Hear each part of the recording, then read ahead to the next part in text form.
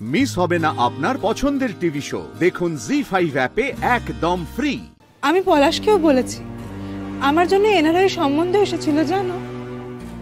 বিদেশ চলে যেতাম, হয়তো বিদেশে থাকতাম, শুধুমাত্র তোমার ছেলেকে ভালোবেসেছি বলে আমাকে জীবনে এত বড় একটা অপমান নিতে হলো। এটা তো কিছু কম কথা নয় বলো। তোমাদের হয়তো মনে হবে যে আমি দোষী। মা বাড়িতে তো সবে এসেছে, তাই আমার মনে হয় দোষ গুণের বিচার যা হওয়ার হয়ে গেছে। পুলিশ বিচার করেছে, বিচারক বিচার করেছে, আমরা কে বলো তো দোষ গুণ বিচার করার। থাক, তোমায় আর দরদ দেখাতে হবে না। অনেক দরদ তো দেখিয়েছো, আর দেখাতে হবে না তোমায়। আমি দরদ দেখানোর কে পলাশ? আমি কেন দরদ দেখাতে যাব? মা তোমার একটা কথা বলি, এ বাড়িতে যেন অকারণে কেউ আমার সাথে কথা না বলে। এই কথাটা তুমি মাকে কেন বলছো? এই কথাটা তো তুমি আমার জন্যই বললে, তাই তো? তাহলে আমাকে ডিরেক্টলি বলো না। তুমি আমার সাথে কথা বলতে চাও না, এটাই তো? বলো আমাকে। আসলে কি বলো তো, একই বাড়িতে থাকবো, কথা বলবো না, সেটা তো হতে পারে না। তাই কথা বলাটা আমি শুরু করলাম। এখন তোমার যদি আমার সাথে কথা বলতে ভালো না লাগে, ঠিক আছে, কথা বলবো না।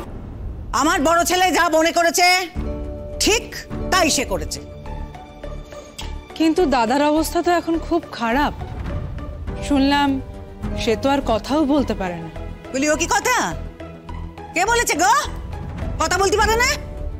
পারে তো খুব কথা বলতে পারে। তবে হ্যাঁ, পুরনো কথা সে আর কিছু মনে করতে পারে না, বুঝেছো? বাহ বাহ বাহ বাহ বাহ, পুরনো কথা কিছু মনে রাখতে পারে না। দেখে দেখে পুরনো কথাগুলোই ভুলে গেল। আর ওর বউ যা যা করেছিল সেগুলো মনে রাখার ওর কোনো দায় নেই। এক বাড়িতেই থাকবে, আমার ব্যাপারে কথা বলবে, অথচ আমি কোনো কথা বলবো না, সেটা তো হয় না ভাই। আমার ব্যাপারে যদি কথা বলো, আমি কিন্তু উত্তর দেবই। আর সেই উত্তর যে সবসময় পছন্দসই হবে তাও কিন্তু নয়। তাই আমার ব্যাপারে তোমরা কথা বলো না, আমিও তোমাদের ব্যাপারে মাথা গলাবো না। আমি চাকরি করতাম, ও আমার চাকরিটা খেয়েছে। বাড়ির সবার মাথায় চড়ে নাচবে বলে ও সবার ক্ষতি করছে। এবার থেকে কি এখন ওর মুখাপেক্ষী হয়ে থাকতে হবে আমাদের? বালাই শার্ট, আমার মুখাপেক্ষী হয়ে থাকবে কেন তুমি? আছে তো তোমার হাজবেন্ড, রোজগার করে সে। টিজ করছো? তুমি তো ভালো করেই জানো যে আমার বরের এখন তেমন কোনো রোজগার নেই। তুমি একটা চাকরি খুঁজে নাও না প্রতীক্ষা। সেটা না তোমাকে বলতে হবে। সেই উপদেশ দেওয়ার জন্য আমি তোমাকে এখানে ডাকিনি।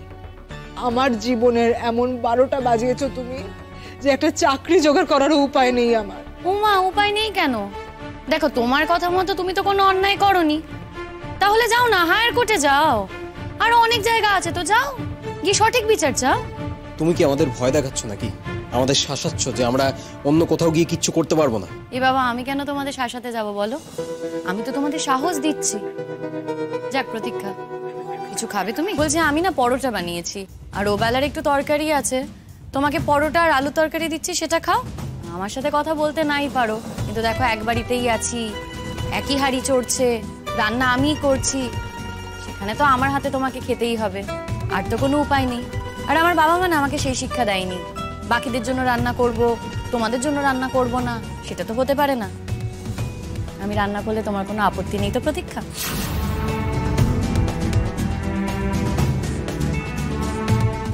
জি5 ডাউনলোড করুন আর সব এপিসোড দেখুন একদম ফ্রি।